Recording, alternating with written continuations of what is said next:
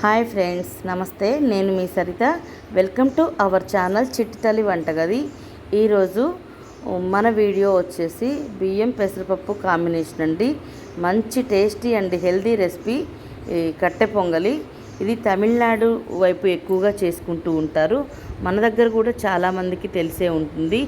దీన్ని breakfast, lunch, dinner దేనికైనా చేసుకోవచ్చు. పిల్లలకి లంచ్ బాక్సుల్లో పెట్టివచ్చు. చాలా హెల్దీ అండ్ టేస్టీ రెసిపీ అండి. ఇది చూడటానికే కాదు, తినడానికి కూడా చాలా బాగుంటుంది. దీన్ని ఎలా చేసుకోవాలో మనం చూద్దాం ఇప్పుడు. ముందుగా చూస్తున్నట్టయితే నా వీడియో దయచేసి సబ్స్క్రైబ్ చేసుకోండి. దీనికోసం అరకప్పు పెసరపప్పు తీసుకున్నాను. అరకప్పు పెసరపప్పుని సగం మీద ఇలా రంగు మారే వరకు వేయించుకోవాలి. ఇప్పుడు కప్పున్నర బియ్యం తీసుకున్నాను. 1.5 కప్పు బియ్యానికి నేను అరకప్పు పెసరపప్పు వేశాను. శుభ్రంగా కడిగి 1కి 4 చొప్పున వాటర్ పోసుకొని కొన్ని మిరియాలు వేసుకొని కుక్కర్లో 3 విజిల్స్ వచ్చే వరకు ఉడికించుకోవాలి.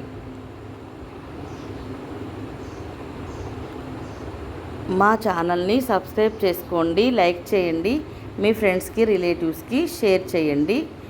ఈ 3 విజిల్స్ వచ్చిన తర్వాత ఇలా ఉందండి. మనం గట్టిగా కావాలి అనుకుంటే ఇలానే ఉంచుకోవచ్చు. నేనైతే కొద్దిగా జ్యూసీగా ఉండాలని కొన్ని వాటర్ పోసి మళ్ళీ సన్నని మంట మీద పెట్టుకోవాలండి. ఇలా స్మాషర్తో మెత్తగా అయ్యే వరకు స్మాష్ చేసుకోవాలి. ఇప్పుడు కొద్దిగంతా పసుపు, రుచికి సరిపడా ఉప్పు వేసుకోవాలి. ఇలా కలిపి పెట్టుకొని మనం వేరొక స్టవ్ మీద కళాయి పెట్టి పోపు చేసుకుందాము. ఇప్పుడు కళాయిలో కొద్దిగా నెయ్యి వేసుకోవాలి, 2 చెంచాలు.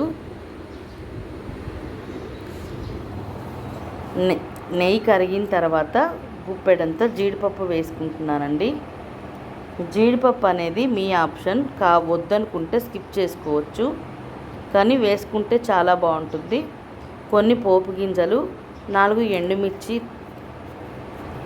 ఇవి కొద్దిగా వేగిన తర్వాత 4 పచ్చిమిర్చిని ముక్కలుగా చేసుకొని వేసుకోవాలి. అలాగే చెంచాడు అల్లం తురుము కూడా వేసుకోవాలి. ఇవి వేగిన తర్వాత చిటికెడంతా ఇంగు వేసుకోవాలి. ఇంగు కూడా వేగిన తర్వాత కలుపుకొని కరివేపాకు వేసుకోవాలి. ఈ పోపులోనే ఉంటుందండి టేస్ట్ అనేది, నెయ్యి పోపు కదా. ఇప్పుడు ఈ పోపుని మనం ముందుగా చేసి పెట్టుకున్న పొంగల్లో వేసుకొని 1/2 చెంచా మిరియాల పొడి వేసుకొని కలిపి స్టవ్ ఆఫ్ చేసి సర్వ్ చేసుకోవడమే. దీన్ని సాంబార్తో కానీ, పల్లీ చట్నీతో కానీ, అల్లం చట్నీతో కానీ దేనితో తిన్నా చాలా బాగుంటుందండి. మేమైతే పల్లీ చట్నీతో తిన్నాము, చాలా బాగుంది. మీకు కూడా ట్రై చేయండి. ఎలా వచ్చిందో కామెంట్ రూపంలో చెప్పండి. మరిన్ని వీడియోస్ కోసం చిట్టి తల్లి వంటగది ఛానల్ని చూస్తూనే ఉండండి. మీకు ఎలా వచ్చిందో మాకు తప్పకుండా చెప్పండి. Thank you for watching.